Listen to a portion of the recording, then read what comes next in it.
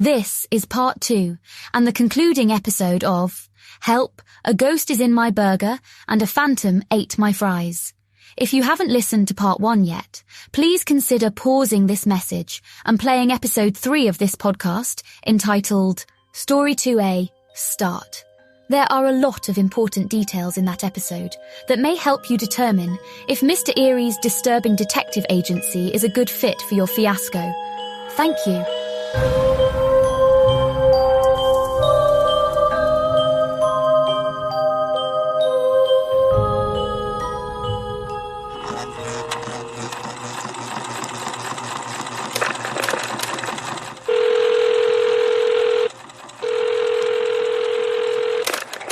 Thank you for calling Mr. Eerie's disturbing detective agency. Please leave a message with a detailed account of your odd or unusual occurrence. If you are calling back due to our machine running out of tape, please continue your message from where you were cut off. If you're calling back because you're stuck in a Ran Rascals repetition routine, please dial extension 321, then 123, then 321 again. Thank you. Now prepare yourself, for the beep waits for no one.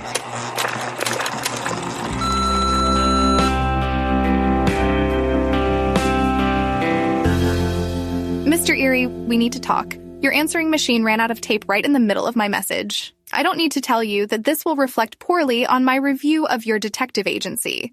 Don't worry, I'm nothing if not fair. So, please, help me out and I'll give you all the stars earned by your reply. In case you missed the first part of my message, I'm Lynn Pear, a soon-to-be famous food reviewer. My aim in life is to be just like Loris Crabtree. Miss Crabtree is a legendary, brutally honest, and thankfully for me, now retired food reviewer.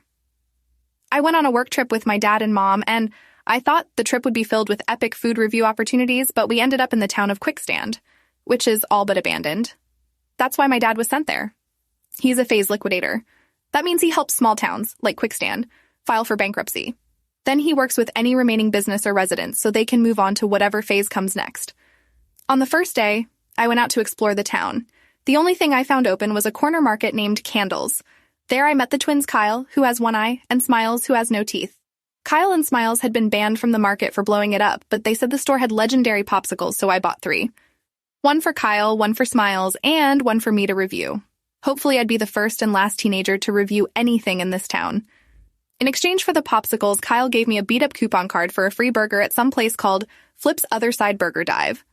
Maybe reviewing it would put me on the famed food reviewer map. Then, I'd be on my way to becoming just like my food reviewing idol, Loris Crabtree.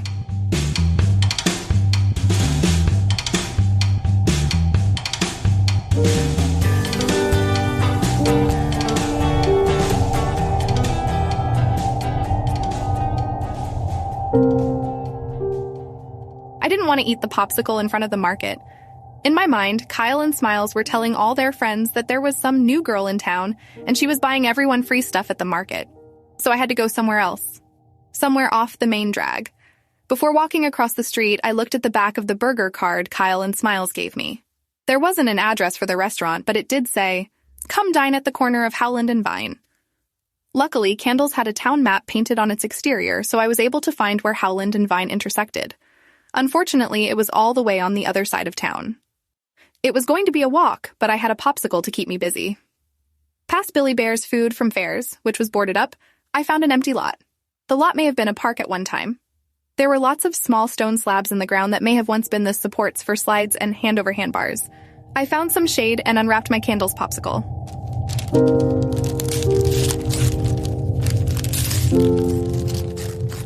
I believe in full transparency, Mr. Eerie.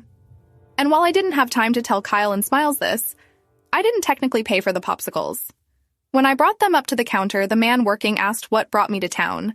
I said my dad was working and that I, Lynn Pear, was conducting research. He chuckled and then handed me the popsicles. "On the house," he said. Normally, I wouldn't review something I was given for free. Free food comes with expectations of a good review, so it's best to pay for the things you're going to critique. At least that's what Loris Crabtree said in one of her books. I didn't want to be rude to the Candles market man, so I took the popsicles. On the house. Just keep that in mind if you ever read my review. For now, I'll just say this about the one I ate.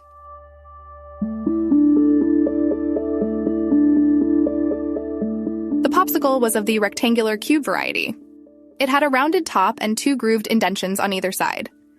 At the base, where a white and tan stick protruded from it, the popsicle was a deep shade of red. It faded to pink at the top, and there was a big cream-colored C in the middle. It tasted of soon-to-be ripe strawberries that had been sprinkled with sugar. The C in the center tasted of freshly churned cream. It was smooth, with deep notes of vanilla and hints of honey. It was good, Mr. Eerie, but I'll save my star rating for the official review.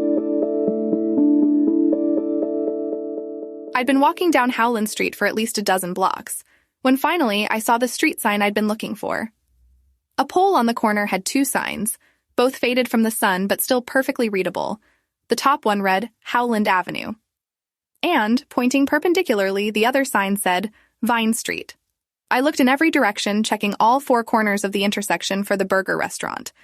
I'm sure I looked like an out-of-towner, but there wasn't a single person around to notice. In my opinion, Mr. Eerie, you should smell a burger restaurant at least 2 blocks before you see it. At Howland and Vine, I didn't see or smell much of anything. Certainly there were no burgers being served there. I rechecked the back of the promo card. Howland and Vine, it said, and spelled the same way as the street signs. I thought, maybe it's a food truck or small walk-up. I walked toward the only corner that had something on it. It was the far one, the one right up next to the hill at the edge of town. I don't play sports, but this was obviously an old baseball field. There were some broken wood bleachers, some stone footings where the backstop must have been, and a raised mound of dirt in the middle. On the edge of the field was an old scoreboard still showing the result from the last game. Wow, I said. Quickstand must have had a good team. The scoreboard said, home, 213, visitors 3. I walked over to a mound of dirt in the middle of the field and stood on top of it. There was a square stone slab the size of a cereal box there. I can tell you now that base is called the pitcher's plate, but I didn't know at the time and I didn't really care. I was hungry. From on that mound of dirt, I could see the whole of Howland and Vine clearly, and one thing was for sure. Kyle and Smiles had tricked me. There was no burger joint over here. Probably never was. I have to be honest, Mr. Eerie. I felt a little upset. Maybe a tad embarrassed. Kyle and Smiles had given me a worthless card, something they probably got out of the trash, and made me walk all the way over to the edge of town for nothing. I imagined them hiding somewhere, laughing at the tourist who they'd just led on a wild goose chase. But then something occurred to me. Can't streets intersect in 2 places? The map on the market did show Howland with a sharp curve. It wasn't a detailed map or to scale, but I knew of several streets in East City that intersected in 2 places. Maybe Kyle and Smiles hadn't tricked me after all. I ventured on past Vine, staying on Howland. Just past the ball field, the road began to curve up a hill. As the road narrowed and the trees spread their canopies over the road, I noticed it was getting darker. Evening dark. Not just tree shade dark. The sounds of the area changed, and I thought it must be about dinner time. Howland wrapped around a sharp corner, and that's where my plan to find a different intersection stopped. Because that's where Howland Road ended. In the trees, just a few hundred feet outside of town, Howland, past Vine, dead ends. And at that dead end, Mr. Eerie, you'll never believe what I saw.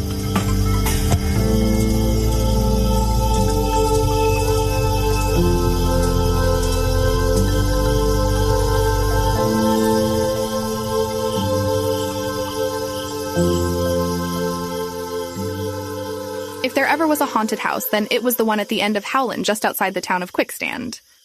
There, on the top of a small hill, hidden by a thick stand of trees, was a badly aging 2-story house with a wrought iron gate wrapping around its exterior. Unlike every other building in Quickstand that left their lights off at night, this house had warm yellow light flickering from the porch and an upstairs window. I think that made me feel more comfortable because I didn't think haunted houses left lights on. It was such an interesting and ornate house. At one time, it was probably beautiful. I wanted to investigate. But just as I stepped toward the front gate, I saw a figure in the upstairs window. It was just the silhouette, but it was definitely human. My heart jumped for a moment, and I stepped backwards and then behind a tree. I studied the house, looking for other signs of life, but didn't see any. Then, I heard a noise that sent a prick of fear right through me. There was moaning, like a low rumble coming from down the hill, and it was getting louder. And getting louder meant it was getting closer. As it approached, the low moaning noise produced a small rattle. I turned my ear towards it. I know that noise, I said. As it grew louder, I was sure I'd heard it before. Was it at the motel? A second later, the noise whined to a stop right in front of the iron gates.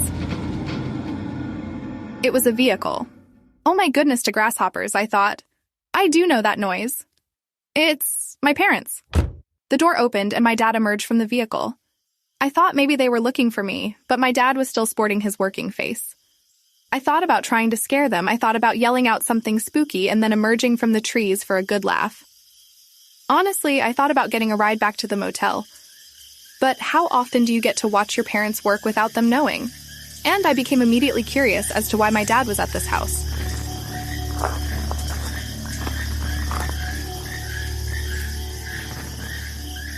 From his overcoat, I watched Jim retrieve a large, dark-colored envelope. It was the size of those manila-colored ones you stick legal stuff in. This one had what looked like gold writing on it, but I couldn't read what it said. My dad put the envelope in a metal mailbox on the side of the gate. It didn't fit, but that didn't seem to bother him. He left the envelope peeking out, rang what I assume was a doorbell, and then they left. I'm sure you know what happens next, Mr. Eerie. I'm 13 and a half, and all teenagers behave the same way in this situation. First, I waited to see if the figure I saw in the window would come to the gate, but nothing stirred inside the house. A few minutes later, sure the coast was clear, I crept across the road to the gate and pulled out the envelope my dad had left behind. Yes, I'm aware this is some sort of federal offense, but I wasn't taking or tampering with it. I was just researching it, and researching isn't a crime.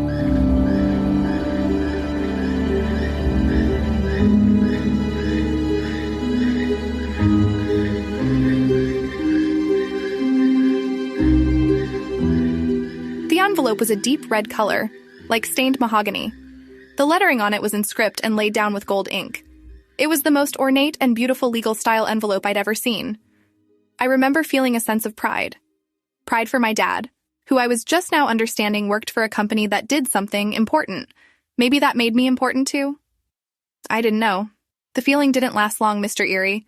In fact, it went right out the window and was replaced by a burst of nervous adrenaline. Because the name on the envelope was Glorious Crabtree. I couldn't believe it. I was standing at the gates of Glorious Crabtree's house, the legend, the woman who I wanted to review food like, the woman whose footsteps I wanted to follow in, and didn't I just see her in the window? My brain was racing and my heart was pounding. Just as I began to consider what my next step should be, I heard a noise from the woods. It was a growl, not my parents'. No rattle, just a rustle of leaves and a sort of low growl. Oh no, I thought, it's a bear!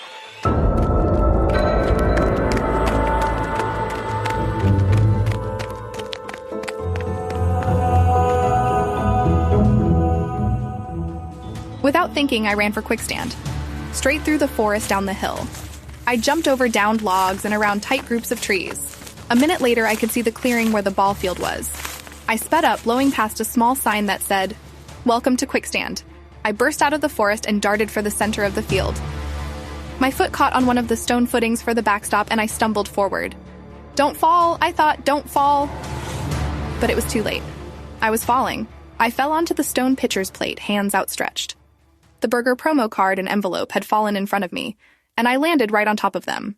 A faint buzzing sound came from the items, and for a split second they glowed with an intense white light. Ear and vision problems? I must have hit my head, I thought. I checked my body for other injuries. No blood, no scrapes. I checked the woods. No bear. All of a sudden I wasn't afraid, because all of a sudden there was something in the air. Something that smelled deep and delicious. I know that smell. I thought, it's hamburgers.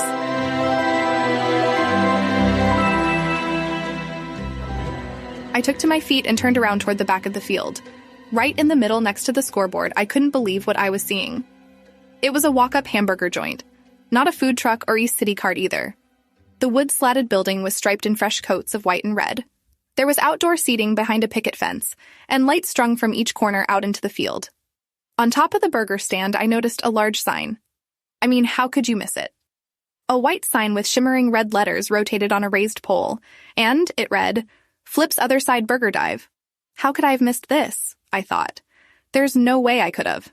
Maybe they only set up at night, I thought. Maybe it's mobile, like the whole thing is on wheels or something. I didn't think too hard about it because the smell of Flip's burgers was intoxicating. I had to have one. No, I had to have two. One to eat, like really eat, and one to review.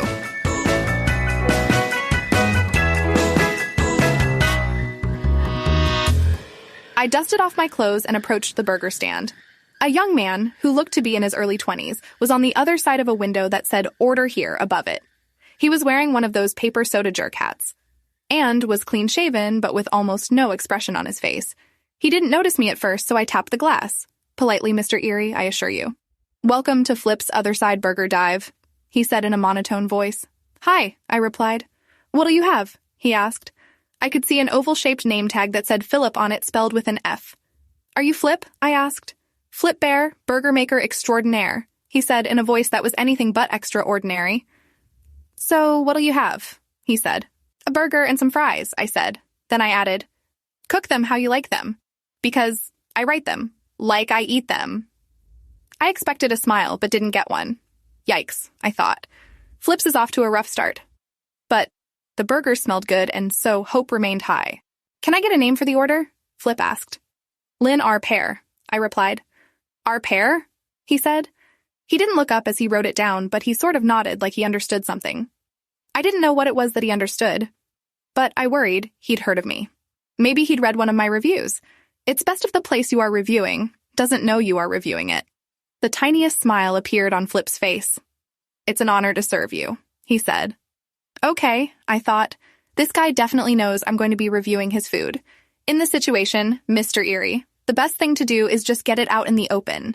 You put your cards on the table and remind the establishment my review will be fair and impartial. "Look," I said. "I know you know who I am." "Yes," he said. "I do." "Okay. So I'm a soon-to-be-famous food reviewer, and free food or special treatment will have no—" Just then, Flip stopped me. He looked up, that tiny little smile now completely gone. "Food reviewer," he said. "Yes, soon-to-be-famous food reviewer." Before I knew what was happening, Flip had raised his hands, grabbed the corners of the window, and slid it closed. I tapped the glass. This time not so politely. Hello?" I said. "That's very rude." Flip tapped the pane of glass next to the ordering window and then pointed at something. There was a sign taped to it that read, "We reserve the right to refuse service to all food reviewers." "What?" I said. "Why?" Flip folded his arms and turned his back to me. I was about to tell him that regardless of how good his burgers smelled, he could expect a 1-star review. But before I could get any words out, I heard a familiar voice. 2 voices, actually, and they were coming from behind me.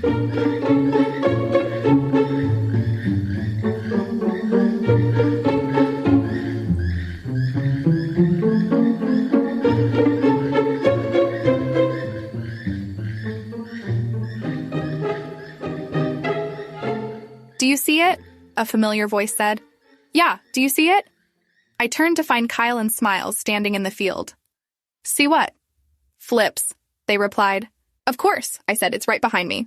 Although, right about now, I wish it wasn't here. Like earlier today when it was, magically somewhere else?" "Whoa," said Kyle. "Yeah, totally whoa," said Smiles. "You mean you couldn't see it, but now you can?" "No, I mean it wasn't here before. Now it is." Kyle smiled and shook his head. "No, Flips is always here." "Yeah," said Smiles, "it's always here. You just couldn't see it." "Oh, really? Why is that? Let me guess. I suppose you'll tell me it's enchanted." "Enchanted?" "No, you couldn't see it before because you weren't dead." "Dead?" Both Kyle and Smiles took a step forward. "Tell us," they said. "How'd it happen?" "How'd what happen?" "You know, how'd you die?" "These kids were starting to get on my nerves, Mr. Eerie." "I'm not dead," I said. "Yes, you are." "Yeah, totally, you're dead." It appeared the only thing to do in the town of Quickstand was tell tall tales and be rude to food reviewers. "Well then," I said, "let me ask you this. Can you 2 see Flip's burgers?" "Of course we can," they said. "Then I suppose you're dead too."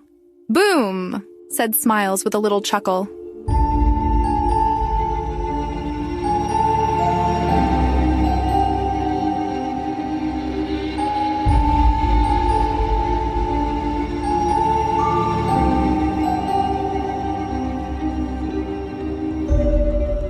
I thought about this for a moment. My mind wasn't trying to determine if what they were saying was true. It was trying to find obvious holes in their logic so I could end their little ruse. "So what?" I said. "Is the whole town dead? Is Flip, over there who is making very real burgers, is he dead too?" Kyle's one eye turned serious. "Hey," he said, "don't pick on Flip." "Yeah, he died the worst way you can go."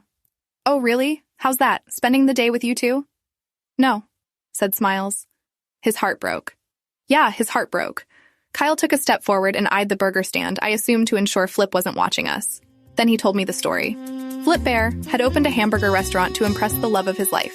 And, as it turns out, the love of his life was one Glorious Crabtree. Yes, that Glorious Crabtree. She being the brutal legend of a reviewer that she is.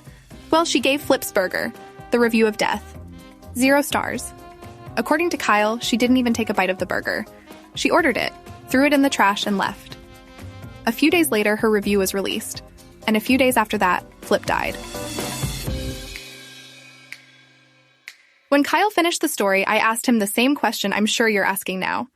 Why did she give him 0 stars? After all, his burgers smell amazing. They are amazing, said Kyle. Yeah, totally they are. So why the review? I don't know, said Kyle. Yeah, we're just kids, said Smiles. We don't know nothing about food reviews. Well then, I said, and I thought this was pretty clever on my part. Why don't you go get me a burger and I'll see for myself? I am the second best food reviewer in the area, after all. You're a food reviewer? The twins asked. Sure am, and soon to be famous. Flip won't serve a food reviewer. Yes, I said, I know. That's why I need you to order for me. He won't serve us either. Yeah, totally he won't. And why not? We're banned, yeah. We're totally banned. Oh, what was it this time? Did you try to blow it up? No, of course not. We'd never blow up Flips. Totally we wouldn't. Kyle took a step closer and put the back of his hand to his mouth. Let's just say, he said in a whisper. We made the sign say something else. Yeah, said Smiles. For a few weeks it didn't say Flips. It said something else. I have to tell you, Mr. Eerie, I didn't believe Kyle and Smiles. They had that look, that prankster always up to no good look. But for some reason I didn't not believe them either. Does that make sense? Dead or not dead, I said, I have to try one of those burgers. All I've had to eat was a popsicle. Kyle and Smiles smiled at this. What'd you rate it? Go get me a burger, I said. And I'll tell you, no can do, Miss Review. If you want something, you should feel free to get it yourself. They smiled. Well, he won't serve me. True, Kyle said. Yeah, totally true. The only way he'll serve a food reviewer is if you get Glorious Crabtree to come down here and change her score.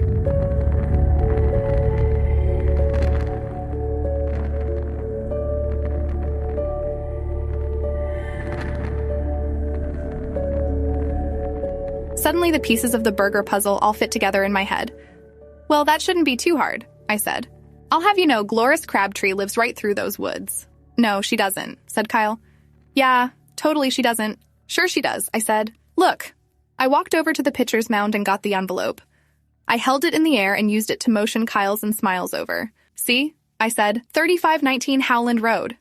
Well, that's a bummer, said Kyle. Yeah, totally a bummer, said Smiles. Why is that a bummer? I asked. Because you can't go there. And why not? I asked. Because, new girl, it's not inside Quickstand. Don't be silly, it's not far. Just through those woods, I said. I can walk it in 10 minutes, maybe less. That doesn't matter, said Kyle. You're dead, you can't leave. Yeah, you're totally stuck in Quickstand. For the last time, I said, and I might have stomped my foot in the dirt just a little. I'm not dead, and I can leave whenever I want. In fact, I was just at Miss Crabtree's house a little bit ago. I ran down the hill, tripped on that cement over there, and fell right here on this mound. Kyle smiled. Well, that's probably when you died.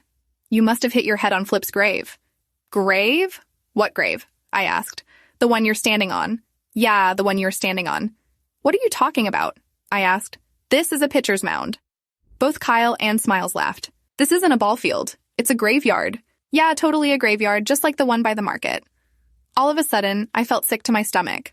Not because I thought I was dead, but because Kyle and Smiles had been irritating me all day and all I'd had to eat was a popsicle. Look, I said, if I'm dead, then I can't leave, right? Right, they said. So, if I can leave, then I must not be dead. I walked over toward the woods, then looked back to the pitcher's mound or whatever, and asked Kyle and Smiles if they were coming. We all walked over to the edge of the field, where the grass turns to trees. You won't be able to do it, said Kyle. Yeah, totally won't be able to do it. Okay then, I said, here it goes. I took a giant step towards the forest. And guess what, Mr. Eerie? Kyle and Smiles, they were wrong.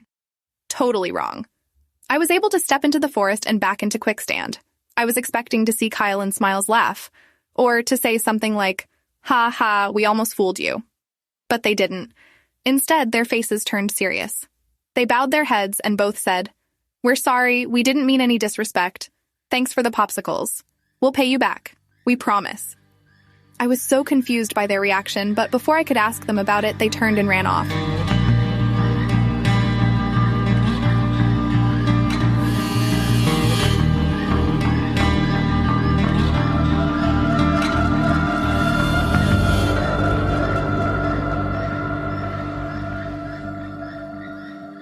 This town was really getting to me. And I'm ashamed to admit it, but for a moment, I was glad my dad was closing it down. I guess it was that thought that made me think of the envelope. I had to return it to Miss Crabtree. Maybe there was something in it. Something of value that I could use to talk her into giving Flip one last review. Maybe I could save the day. Maybe I could save the town. Saving a town? That'll put your name on the fast track to food reviewer stardom. I walked through the forest up to Miss Crabtree's house. The lights were still flickering. I walked up to the iron gate and rang the bell. Unlike my dad, I held onto the envelope. If Miss Crabtree wanted it, she was going to have to talk to me. And we were going to talk about her updating her review of Flip's burgers. I didn't see movement in the house or at the door, so I buzzed the gate again. And again. I was so fed up with this town. Nothing was as it seemed, and nothing worked as it should.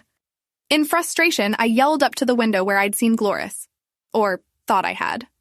"Gloris Crabtree," I said, "you and I have a date." She must have heard me because at that moment, the lights in the upstairs room and the lights on the porch went out. A few seconds later, the front door opened. A figure emerged. Without the slightest sense of urgency, the figure walked towards the gate. My heart raced when it was close enough for me to know for sure it was indeed Gloris Crabtree, and I was about to meet my hero. Gloris stopped short of the gate and looked at me. Her eyes were old and sunken into her head.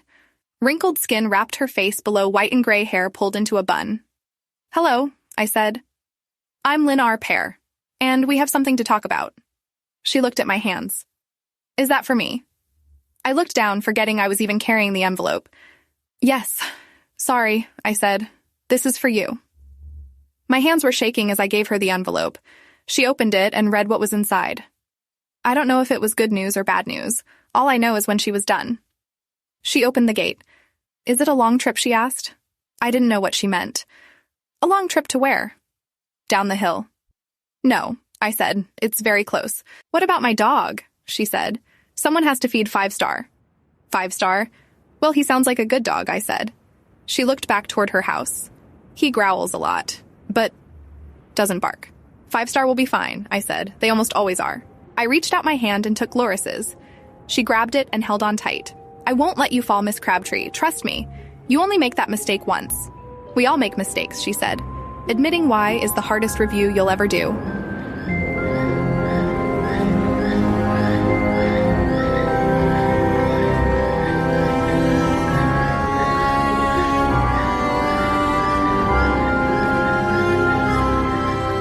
As we walked through the forest to the field below, I talked with Gloris. I told her how much I respected her, and that I thought she had lived an amazing life. "I have regrets," she said. "Well, that's why I'm here," I said, giving her hand a little squeeze. As we approached the field, I noticed her hands getting colder. "We're here, Miss Crabtree. It's right through those trees." I smelled the aroma of Flip's burgers. "Can you smell it?"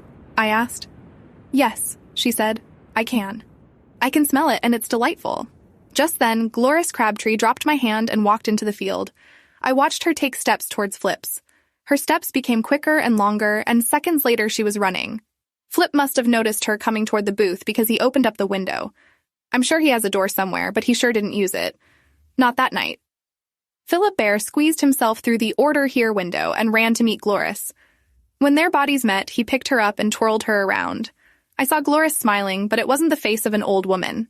She was radiant, young and full of life. The two hugged and laughed and talked. I felt warm inside, watching it all. As Gloris and Flip reconnected, I noticed the scoreboard at the edge of the field. It now said 214-3. Then Kyles and Smiles came out from behind it and with Flip distracted, snuck inside the dive and started making orders of burgers and fries. I was going to walk over and finally place an order, but I was stopped by a voice behind me. Two voices, actually. It was Jim and Kim, my parents.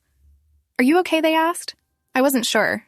"The first time is always the toughest," they said. "It gets better." I thought I knew what they were talking about, but then I realized I didn't. "What gets better?" I asked. "The work," my dad said. "It's like all things. It's hard to understand at first, but it gets better.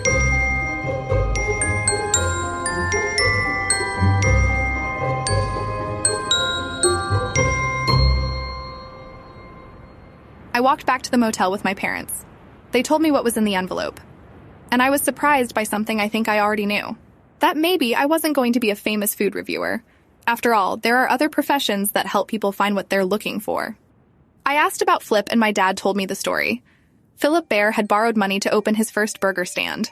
And he borrowed that money from a woman who was not Gloris Crabtree. In all fairness, it was the woman's family's money. Flip wasn't seeing the lady, but he needed the money, so he took it. Gloris assumed Flip was in love with the woman because he named a burger after her family. So in true Crabtree style, she went into the restaurant, ordered the Howland hamburger, and gave it 0 stars. We were all sort of quiet after that. I had lots of questions, but it didn't seem like a questions kind of moment. So that's why I'm calling you, Mr. Eerie. How do you know if you're the Grim Reaper? And we're Kyle and Smiles, right? Am I dead?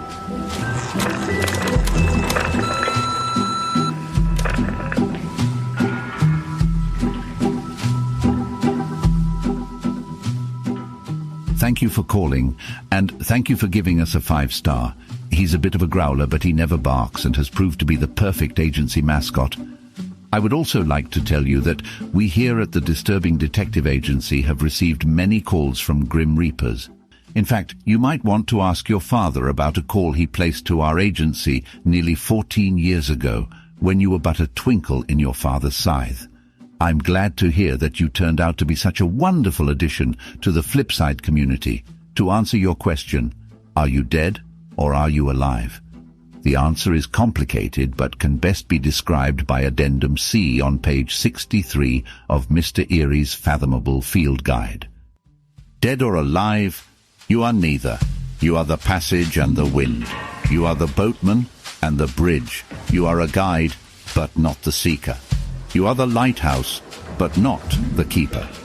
Alive or dead, you are neither, and in between the two lies you, the Reaper. With that said, we here at the agency feel that you've left us with a bit of a cliffhanger. We are all dying to know. How is that popsicle? 5 stars, or maybe more? In good standing, Edward Eerie, Chief Uncoverneer, Mr. Eerie's Disturbing Detective Agency.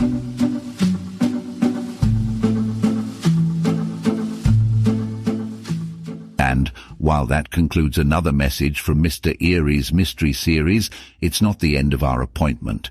I am pleased to announce that our detective agency is now accepting new recruits. Your first step to becoming an Eerie enlistee is to leave a 5-star rating of this message, or if you prefer, a written review. Your support of our independent agency of intrigue is of the utmost importance. Please don't delay, leave a rating or review today. Tune in next time for another disturbing message left on my machine. As always, we thank you for listening and wish you an undisturbing day.